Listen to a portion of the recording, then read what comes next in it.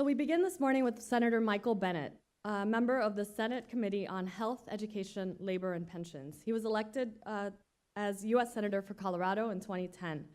Senator Bennet entered Congress with experience in the world of business and public service. Particularly relevant to this morning's conversation, the senator has experience in the field of education, having been a superintendent for Denver Public Schools. Please join me in giving a warm welcome to Senator Michael Bennet. Joining him on stage is the Hill's editor-in-chief, Bob Cusack. Bob, over to you. Thanks, Diana. Thanks, Senator. Usually we start with news of the day. Oh, but no, not actually, I'm going to let you off the hook because it's more like news of the minute. I want to ask you how you keep up with the news, because there's not only one big story a day, it's more like 3 or 4. Well, sometimes I don't. Sometimes I pull a pillow over my head and wait until the next day comes. But generally, I check the New York Times and the Washington Post and Wall Street Journal every now and then. I have Hill and Roll Call on my desk when I come in the morning and look at the front of those papers. And then occasionally we'll put the TV on in the office, although I find that I'm doing that less and less and less. And I actually suggest that for the good of the democracy, all of you turn off your cable televisions at night. Okay, the House has passed, the House Committee has passed what would reauthorize the Higher Education Act. That was a party line vote. We don't know when the floor vote will happen. The consensus is, even though it's just April, that not a lot is going to get done between now and the election. You remember the Education Committee, which is reportedly working on a bipartisan bill. Do you anticipate that legislation being released anytime soon, and do you think it could pass the upper chamber? I think if there's any bill that can get done between now and the end of the year, now and election year, the higher ed bill has as good a chance as anything else, which is not to say that it's got a huge chance. But I do think the committee is one, the Health, Education, Labor Committee, is one of the few bright spots in the Senate at this point, under the leadership of Lamar Alexander, who's the chair, and Patty Murray, who's the ranking member. We have gotten a lot of things done over the years, and I wouldn't bet against them here. You will not see a partisan effort, I don't think, in the Senate, because Lamar Alexander is somebody who always says he wants to get a result, that there's no reason to come to Washington if all you want to do is bellow your opinion at somebody else. His attitude about that is, if that's your view of the world, you ought to just stay home and be on the radio. There's no which I guess is where he gets his information. There's no reason for you to come to Washington, D.C. and legislate. So I think they're working together well. People are trying to express what their priorities are for the bill, and even if it doesn't get done this year, and you know, it hasn't been done since 2008. Yeah. So it's long overdue. We will have at least done preparatory work. The House bill will not inform the work in the Senate. What's the impact for the fact that it hasn't been done, reauthorized in 10 years at the state and local level? In my mind, the main impact, we had the same thing, by the way, with No Child Left Behind, which had the reauthorization was due something like 6 or 7 years before we actually finally did it here in Congress. And I would say to students at home, this would be like you not turning in your homework for 7 years. We're supposed to have gotten this done. We haven't gotten it done. And I think the main impact is that these things stay on the books while people out in America are actually innovating. You know, in the case of higher education, thinking about ways for people to get the skills and knowledge they need without going through the same 19th century version of education that people in Congress, some of whom were in institutions of higher education in the 19th century, still believe is the way we run. That was a joke.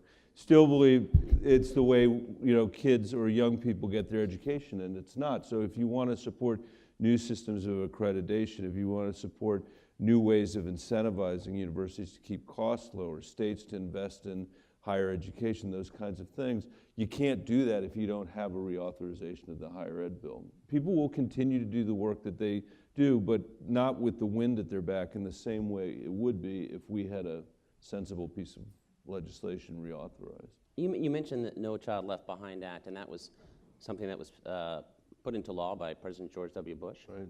working with Ted Kennedy, very bipartisan vote in both the House and the Senate. What has happened since then? That is such a great question. So one very important positive occurred as a result of that legislation, which was hated by so many people for so long. The positive is that it forced America to at least grapple with the huge achievement gaps that exist in American public education between kids living in poverty and other kids, between kids of color, including Latino students, and Anglo students, and with special ed kids as well. America never had to pay attention to that before. So the requirement that data be disaggregated by what they call subgroup and also displayed meant that we could look for the first time at what we were doing. But frankly, not much has changed. The graduation rates have somewhat improved. It's true, but the reality is that if you are a child born into poverty in the United States, your chance of graduating with a college degree or the equivalent of a college degree is roughly 1 in 10, which means, you know, in an economy that's as demanding as our economy is and as unforgiving as our economy is, if we don't change those outcomes for kids, we're going to end up with 9 out of 10 of them constrained to the margin of the economy and the margin of the democracy from day one. Which is why I think, you know, any question about what the graduation rates of Latinos are in college needs to start with what's happening in early childhood education, what's happening in K-12. And unfortunately, the United States of America is not getting the job done. Mm-hmm. Now, you were superintendent of Denver's public schools. What did that experience give to you, kind of coming to Washington and telling people what Washington is not getting, since you weren't on the ground? So first of all, there is no place in America, or not America, in the universe, and so I mean this literally, this is not a metaphor. There is no place further from our schools and classrooms than that Capitol. No place. And the people that are under that Capitol dome imagine what school looks like. They remember when they went to school, most of them, and they think that's what it's all about. And if you have been the superintendent of the Denver Public Schools and you've stood during a passing period when kids are going from one class to another on the west side of Denver, and every single student in that middle school classroom is Latino, and I mean every single student. And if you listen to the conversations, you'll know some are English language learners. That gives you a real sense of how the country is changing, not an intellectual idea about changing demography, but what it really looks like. So I'd say that's one difference, is there's a reality out there that is not being understood here. A second is that I think that if you are in a place where, you know, a school or a classroom where you're actually trying to make change so that kids that haven't had the benefit of a quality education are getting the benefit of a quality education when you're the superintendent or you're a teacher, you have to make very hard decisions. You can't just put things off forever. This place puts things off forever, and I think doesn't think about the consequences in real people's lives. That is a natural thing for somebody to think about if they've been in a school or a classroom or been lucky enough to be the superintendent of schools. Here it's not at all obvious, and I think one of the reasons why why this place seems so out of whack enough that we would send a reality TV star to be president of the United States, is that we aren't focused on the priorities that people have day to day, and they know it, and it's true, and in ways that my school board could never show up at the grocery store on a Saturday saying, oh, by the way, we passed a temporary budget because we couldn't agree on the math, you know, or we shut the school district down over a political disagreement that had to do with, you know, a bus route or something like that. This is a week, as you know. I mean, your newspaper is full of the saga of 39 continuing resolutions that have happened since I came to the Senate. No city council or school board could get away with that, and I think that has to do with the immediacy of, you know, of what that work looks like. When you say that members, and they're going to draw on their own experiences, and some members have been around a long time, so what's the danger of that, in that is it not recognizing technology changes and just changes in the entire workforce training, et cetera, et cetera? All of it. So I mean, we are living in a knowledge-based economy. It's great if you have a high school diploma. I'm for people getting high school diplomas, particularly my own children. But it is very important now for people to have something north of that. And that needs to be either a strenuous, high-quality instruction in a set of skills that will get you paid in this economy, or a college degree that's relevant to your getting paid in the economy. And that can happen in so many different ways. But if you imagine a world where everybody's coming from, a two-family household, that a high school diploma and the salary you can get for that can somehow support a family, which it no longer can. That everybody's graduating in 4 years, and so you may develop a system of college loans or grants that imagines a 4-year degree when that's actually not how most people go through. If you think about what the typical urban campus looks like in the United States, it's not kids going to school, between the ages of 18 to 22. It's a lot of people that are returning students to finish degrees. And I think that would have big implications for how you'd think about financial aid, for example, and how people acquire the skills they need. I think that we should have a much broader view of what Pell Grants can be used for example, so that it's not just imagining a 2-year and a 4-year degree, but thinking about other kinds of things like apprenticeships and other means of acquiring the knowledge people need to be able to move from here on the income scale to here on the income scale. There was a poll last November that's quite striking that basically the result was that Latino students, more than half of them, have said they were not talked about college being a possibility in their future. And this compares to 1/3 of white and African Americans. So it was 52%, I believe, of Latino. How can that happen, and how can that be fixed? Think about the unfairness of that. And it happens, my kid is just going through the college process right now. She just had, and she said to me, it seems really unfair that I'm able to take this SAT prep class and other people aren't. And it is unfair that people, just because of the circumstances of birth, people have access or don't have access to really good college counseling. And by the way, having access to lousy college counseling is no better than having no college counseling. So quality college counseling, having access to the kind of test preparation that I just mentioned, having somebody be able to tell you why college is important, and in the 8th grade, not in your senior year, or the 6th grade, what you need to be able to do to get there. None of that happens by accident. And if you're a child living in poverty whose parents are not themselves college graduates, there is very unlikely to be an example in your life of somebody who can say, these are the steps that you need to take. On the other hand, in Denver public schools, we had a very generous family called the Marcus family, spelled M-A-R-Q-U-E-Z, a graduate of Lincoln High School in the School of Mines, who created something called the Denver Scholarship Foundation, which basically said, look, it allowed us to say, finances will not keep you from going to college. And over the last 10 years, not just because of that, but because of other things as well, we have increased our Latino graduation rate in the Denver public schools by 120%. We have increased the graduation rate of Latino students going to college by 62%. Now, we have a long way to go in Denver. We have huge achievement gaps, just like everybody else.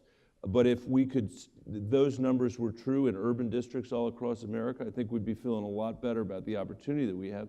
And one of the things we set up to do that was we put in every single school what we called a future center, which was a place students would go or be dragged in if they didn't go, to be told, here is what the application process looks like. We will sit with you and fill out your FAFSA form. We required that in order to be eligible for the Denver Scholarship Foundation, you had to apply for 2 other scholarships. The people in this room know there's all kind of scholarship money out there that's not being, it's not being used by kids because they don't have the kind of mentoring or training or guidance that they need. But once you get them in the room and have them understand, and now in Denver, fewer of our kids are the first in their family to go to college because they had an older brother and older sister who actually went.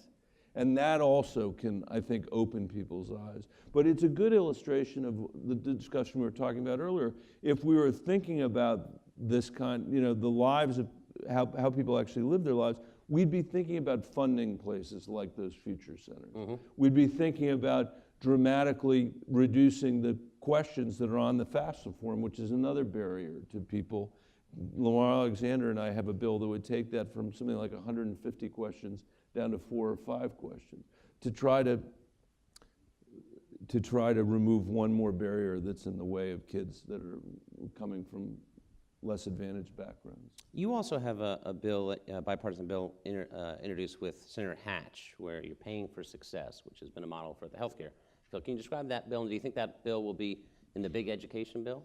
I hope it will be, and it's one of a series of bills where basically what I'm trying to do is address, and this comes from being on the local level as well, address the idea that outcomes should matter, that we should want to measure outcomes. In this case, the ability of young people to be able to, as I said earlier, get the kind of apprenticeship or workforce training that too many students don't have. And this is a way of kind of meshing the federal government with work that's already happening in places like Denver, where we now, and I can't take any credit for it, it happened after I got there, we now have a very robust apprenticeship program. And I think that before this decade is over, actually I don't even know when we are now, 2018, maybe within the next 10 years, I think we will see students in high school earning community college degrees while they're there as a routine matter. I think we will see them acquiring skills from businesses that enter into 3-year partnerships with them, and I think we will even see students paid to acquire those kinds of skills as a way of dealing with the workforce issues that we have in America. We're not doing it today because we have a lack of alignment. I think one of the things we could do in a higher ed bill would be to promote the kinds of alignment that's required to be able to get kids out of the classroom and into a high-paying job or college. You've been in the Senate for a while. You're mentioning that we had Senator Alexander at an event, and he left leadership, which is highly unusual to pass bipartisan legislation. Is the Education Committee just a rare creature that it actually works on a bipartisan basis, where you're working with Alexander, you're working with Hatch? It's just unusual nowadays. I think it is unusual. If you look at the people that are on it, they tend to be people that like to work together. Mm-hmm. The best piece of advice I ever got when I went to college was take the professor and not the class. Because if you take a terrible professor who's teaching a subject you love, you'll lose your love for the subject. If you take an awesome professor who's teaching something that you never even knew you might like, you'll like it. And the same advice holds true for committee chairs. Take the committee chair and not the committee, especially around here. And I think both Lamar and Patty are really committed to the idea of people working together. It's not a place where people care about credit particularly, and good things happen when that's true. So it is a rare beacon of hope. I was doing some reading over the weekend about our immigration process. When I was part of the Gang of Eight that negotiated that bill, 4 Democrats and 4 Republicans in 2013, who wrote, as you'll know, not a small bill, but a comprehensive bill to deal with everything from, the Dreamers to border security and everything in between. And what was striking to me in reading over some of this stuff is how unusual that process was, and it really came down to the people. I mean, in that case, we had 4 Republicans, Jeff Flake, Marco Rubio, Lindsey Graham, and John McCain, who knew every day what the base of their party would say about them, who knew every day what was going to be on the cable, and what use their political opponents in their own party would use of their being there, but sticking it out because they knew it was the right thing to do for the country and the right thing they thought to do for their party in that order, because they believed, incorrectly as it turned out, that they couldn't elect a president without showing that Republicans wanted to deal with the immigration issues. And it's that kind of spirit that gives me hope that the cancerous partisanship that we have here can ultimately be cured. It's not helping any of the students that I used to work for in the Denver Public Schools. Almost nothing this place does on a day in and day basis is any help to them. And if we are going to have an economy that actually, where you have economic growth and that economic growth is shared broadly, we need an America where people have the benefit of a high quality education, no matter what their circumstances are at birth. And we don't have that system today. We don't have a system of early childhood education that demonstrates any commitment at all to the children of the United States. And I think until the Congress stops treating America's children like they're someone else's children and starts treating them like they're America's children, we're not going to make the kind of progress we need. Got a few minutes left, so we're going to open it up to questions from the audience. We have a couple people with microphones, so they can come to you. And if you can just identify yourself and hopefully keep the question brief so we can get a couple in.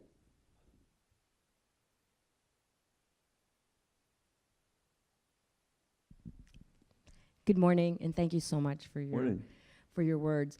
I'm wondering what is happening in Congress that can give us hope about investing in public education, given this trend toward supporting charter schools. What are your thoughts about that? So my commitment to you is not to lie to you this morning. You asked me to give you hope about it, and it's challenging for this reason. We are now investing in the name of fiscal responsibility. And by the way, next year we are going to have $1 trillion deficit at essentially full employment for the first time in the nation's history. It will be the largest deficit outside of as a percentage of our GDP, outside of recession, outside of a war that we have ever had. And is that because we're committed to higher education or K-12 education? No. Is it because we're building infrastructure for people who need it and investing in America? No. It's because we've given a tax cut to the wealthiest people in the country without paying for a dollar of it, after they tortured Barack Obama for being a Bolshevik or a socialist and all these other kinds of things, because we had a massive deficit at the depths of the recession. And why that's relevant to your question is that as a result of this fiscal imbalance, we are now spending 35% less on domestic discretionary investments today than we were in 1980. And a big chunk of that is higher education and K-12 education. So essentially what we're saying to the next generation of Americans is, not only are we going to not invest in you the way our parents and grandparents invested in us, and you will graduate as a result of that underinvestment at the federal level and the state level, you will graduate on average with a debt that will take you 22 years to pay back, when my generation had no debt when they graduated from college. On top of that, we're going to make you pay back this incredibly irresponsible national debt that we haven't paid for.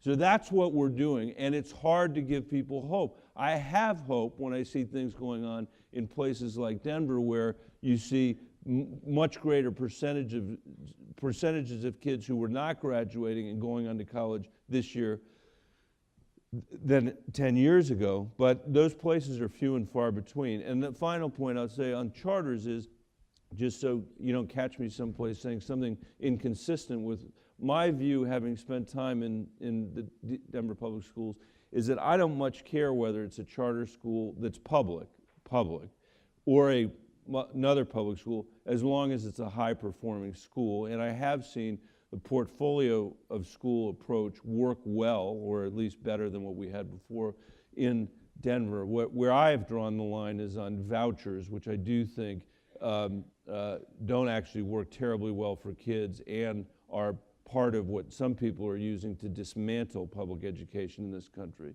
which we shouldn't do. I'm sorry to go on for so long, but you set me off. One other thing we need to understand is there is a reason why, these teachers in West Virginia and in a place like Oklahoma, not exactly a hotbed for, Bolshevik stuff, are saying they can't live on what they're paid. In Colorado, we are paying teachers today, Colorado, not Denver itself, the whole state, 17% less than we were 15 years ago in real dollars. And I assure you, they were not being paid a lot 15 years ago. We can't grind people up into smithereens and expect them to be able to teach our kids. And that is another consequence of our failure to invest in the future, which is a consequence of the fiscal imbalance that's here, which is a consequence of Washington politicians lying to you and not making hard decisions about what's in front of us. Well, thank you for that timid answer. We've run out of time. Please thank Senator Bennett. Thanks for and I hand it having back me. to Diana.